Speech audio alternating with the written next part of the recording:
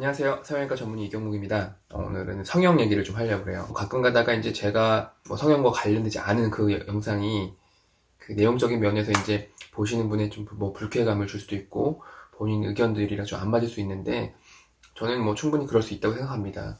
제가 세상의 기준도 아니고 각자의 이제 나름대로 생각이 있기 때문에 그렇게 다양한 생각 속에서 이제 서로 의견을 주고받고 하는 이 문화가 굉장히 좋거든요. 그래서 가끔 댓글을 보면은 이제 좀 제가 찍는 영상에 대해서 부정적인 내용을 다시는 분도 있는데 저는 그것도 다 옳은 말이라고 생각을 합니다. 근데 이제 그 글을 보면서 가급적이면은 성형에 대한 얘기를 주로 하려고 해요. 제가 지금 빈센조를 봐야 되는데 제가 타이밍을 놓쳐가지고 빈센조를 못 보고 나중에 이제 넷플릭스로 몰아서 보려고 지금 영상을 찍고 있습니다. 저는 이제 주로 눈코를 하잖아요. 그래서 코에 대한 얘기를 해볼까 해요. 우리가 코라는 거는 사람들이 이제 막 후기 같은 걸 보잖아요. 그러면은 잘 됐다, 안 됐다, 이런 거는 사실은 개인적인 영역이지, 남들이 후기를 보고 잘 됐다, 안 됐다고 사실은 평가하는 거는 굉장히 무서운 얘기예요. 왜냐면, 실제로 무슨 성형 어플이나 카페 이런 데 후기들을 보잖아요. 정말 드라마틱하게 좀 높은 사람들, 코만 봤을 때는, 그런 사람들 코는 댓글들이 많이 달려요. 너무 잘 됐어요. 응? 병원 어디예요? 이렇게 댓글들이 많은데, 대부분 전후 차이가 별로 없고 좀 자연스럽게 된 코에는 기껏 해봤자 댓글이 한 3-4개 달립니다. 자연스럽네요. 하길 잘하셨어요. 하지만 그런 글들에는 보통 보면은 이제 병원이 어디예요 이런 글들은 대부분 안 달려요. 그래서 이제 그런 걸 보면은 정말 사람들은 확 변하는 걸 좋아하구나 이런 걸 느끼는데, 반대로 생각했을 때 어떤 사람이 자연스럽게 원했는데 화려하게 해버리면은 완전 욕을 먹겠죠. 그러니까 이런 걸 보면은 후기에 댓글이 많은 병원이 잘하는 병원은 절대 아닙니다. 사실은 높게 하는 건 어렵지 않고 오히려 낮게 자연스럽게 정말 그 수술한 당사자가 봤을 때 정말 마음에 든다, 정말 자연스럽게 됐다, 사실은 이게 더 어렵거든요. 근데 보통은 이제 화려하게 하려는 분들은 카페나 이런 데 많이 이제 노출을 많이 시키고, 자연스럽게 하는 사람들은 조금 약간 내성적인 사람들이 많기 때문에 그 노출을 안 하는 경우가 많습니다. 그래서 내가 성향이 내성적이고 좀 자연스러운 걸 좋아하는데, 와 진짜 피아노래 피노키오처럼 높은 사람 코를 보고 와 이 코는 망했네 이렇게 생각하면 그거 안 된다는 얘기죠. 왜냐면 정작 당사자는 피노키오처럼 높은 코를 원했어요. 그러면은 그 사람한테는 잘 된 거고, 반대로 어떤 사람이 후기를 올렸는데 전후 차이가 별로 없고 정말로 진짜 이건 왜 했는지 모르겠어요. 또 환자가 마음에 들면 마음에 드는 건데, 그걸 보고 또 이 원장님은 수술을 잘 못하는구나 이렇게 또 폄하할 수는 없는 거거든요. 그래서 수술하고 나서 후기는 정말 제가 이제 항상 얘기하는 건데 믿고 거르는 겁니다. 그게 뭐가 의미가 있겠어요. 수술은 내가 하는 거지 남이 하는 걸 보고 하는 게 아니거든요. 후기만 보고 어떤 원장을 결정한다는 거는 정말 위험한 일이라는 걸 제가 말씀을 드리고, 또 제가 오늘 말씀을 드리고 싶은 거는, 저는 이제 코 성형할 때 이제 기진육을 많이 쓰잖아요. 근데 저는 이제 제가 이제 상담을 할 때 환자들한테 항상 꼭 하는 얘기가 거의 비슷합니다. 콧대는 실리콘이 됐든 엉덩이 진피가 됐든 어쨌든 콧대는 세우고, 항상 코끝이 제일 중요한데, 코끝으로 쓰이는 재료 중에, 이건 제 생각인데 가장 좋은 거는 비중격이에요. 근데 우리가 비중격을 너무 많이 떼버리면은 새들로즈라고 해서 이제 코가 주저앉거든요. 그러니까 어쩔 수 없이 이제 기증늑연골 가능성이 있다라는 거지. 실제로 제가 그렇게 상담을 하고 첫 수술인 경우요, 수술을 하면 70%는 대부분 비중격 씁니다.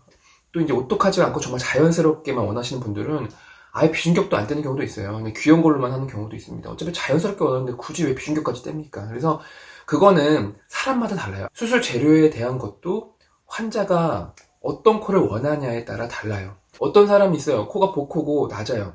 근데 그 사람이 완전히 높은 코를 원해요.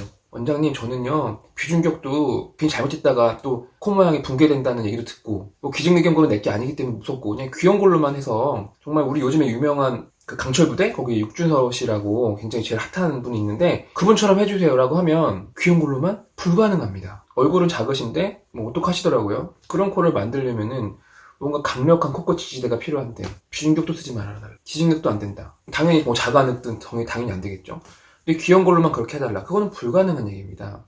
그런 사람들이 오면 설득을 해요.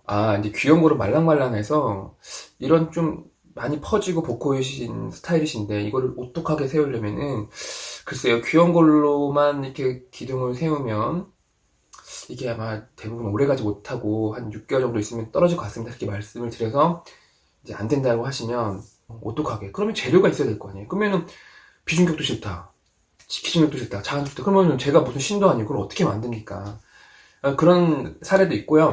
어떤 사람 상담이 왔는데 콧대는 낮아요. 근데 옆모습 보니까 코끝은 조금 오똑해요. 그러니까 우리가 이제 이거를 의학적 용어로 스프라티 브레이크가 있는 사람이라고 하거든요. 그런 사람들은 코끝을 뭐 자가늑이나 기증늑연골 이런 걸 쓸 필요가 없잖아요. 그런 사람들은 오히려 대부분 그렇게 스프라티 브레이크가 있는 사람들, 그러니까 코끝이 좀 오똑한 사람들은 콧대는 뭐 실리콘으로 하고 코끝은 조금 아쉬우니까 귀연골로만 제가 살짝만 높여드릴게요. 이런 식으로 해서 진짜 귀연골이랑 실리콘만 써가지고 이쁜 코를 만들 수 있거든요. 그러니까 사람에 따라 재료가 다른 거지, 내가 어떤 재료를 얘기했다 해서 나는 그 재료만 쓴다 이렇게 오해하시면 안 됩니다. 비단 이건 저뿐만 아니라 대부분의 성형외과 원장님들도 그렇게 생각을 하실 거예요. 뭐 어떤 코든 간에 재료가 똑같다, 그건 진짜로 경험이 없는 원장이죠. 근데 어느 정도 이제 수술에 대한 경험이 있으신 분들은 코 모양에 따라 이제 재료를 달리 하실 거예요. 그러니까 그거를 꼭 인지를 하시고, 저는 사실은 코끝이 낮은데 오똑한 코끝을 원하는 사람들한테는 저는 되게 자가늑을 많이 권유하거든요. 근데 자가늑을 권유하면 50% 이상은 도망가요. 왜냐면 특히 여성분들 같은 경우는 여기 뭐 째야 되니까 당연히 비키니 입을 때도 장애 있을 거고, 남자분들 같은 경우도 사실은 요즘에 하도 성형이 대중화됐기 때문에 여기 흉터가 있으면은 쟤 뭐 자가늑으로 뭘 했구나 이런 또 의심받을 수 있기 때문에, 그리고 또 전신마취를 해야 되기 때문에, 그래서 한 50% 이상, 50% 이상이 뭐예요? 한 70% 이상은 대부분 안 한다고 하세요. 그래서 제가 생각했을 때도 가장 좋은 거는 비중격이고, 두 번째는 자가늑이고, 세 번째가 이제 기증늑인데, 귀여운 빼고요. 어쩔 수 없이 저도 기증늑을 쓰는 거예요. 뭐 자가늑은 절대로 싫다 하시니까. 그래 쓰는 거지, 뭐 기증늑이 너무 좋아서 쓰는 건 아니거든요. 그래서 가급적이면 정말 오똑한 코를 원하시는 분들은 흉터가 좀 상관없으면 자가늑으로 하시는 게 좋고, 기증늑은 약간 차선이라고 생각을 하시면 됩니다. 근데 어떤 뭐 성형외과 의사들 유튜브 찍은 거 보면은 자가늑을 안 쓰고 뭐 기증늑을 쓰는 사람들을 완전히 뭐 의사가 아닌 사람으로 취급을 하던데, 그거는 그 의사가 잘 모르시는 말씀이에요. 왜냐면 뭐 자가늑을 못 쓰는 사람들은 어쩔 수 없이 이제 기증늑을 쓸 수밖에 없는 상황적인 이유도 있고요. 그리고 그렇게 자가늑을 예찬하시는 분들 중에 경험이, 물려요. 제가 뭐 나이가 아직 40대인데 뭐 경험을 얘기하기는 좀 그렇지만, 뭐 제가 수술하진 않았지만 자가늑으로만 수술한 사람 중에 염증 생긴 사람도 저는 꽤 많이 봤거든요. 그러니까 우리가 자가늑을 쓰는 이유는 뭐 염증이 안 생겨서 쓴다라고 하지만 사실은 저는 많이 봤어요. 그러니까 제가 전에 뒤에 있을 때 다른 병원에서 수술했는데 그 차트를 보니까 자가늑으로 했대요. 콧대랑 코끝 뭐 다 자가늑으로 했는데 수술한 지 2, 3주 만에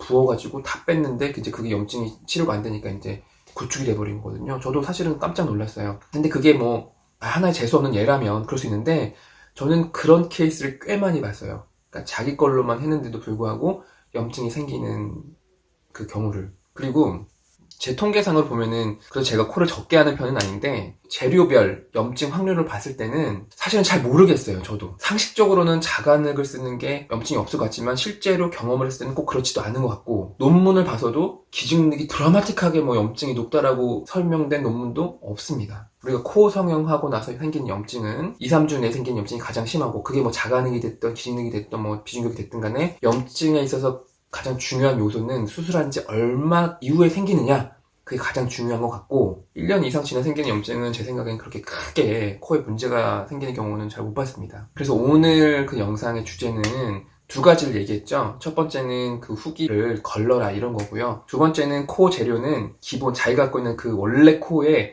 모양에 따라서 귀연골로만 될지 아니면 비중격으로 될지 자가늑이나 이제 기증늑연골로 할지 결정된다는 거고, 기증늑 사용은 차선책으로 봤을 때는 그렇게 나쁜 재료는 아니다. 저는 자가늑을 정말 좋아하지만 자가늑을 사용한다고 해서 염증으로부터 100% 자유스러운 건 아니다. 이 말을 꼭 전하고 싶어서 제가 오늘 영상을 찍었습니다. 뭐 도움이 되셨다면 좋아요, 구독, 알람 설정 부탁드리겠습니다. 저는 이제 곧 이따 빈센조를 보러 가겠습니다.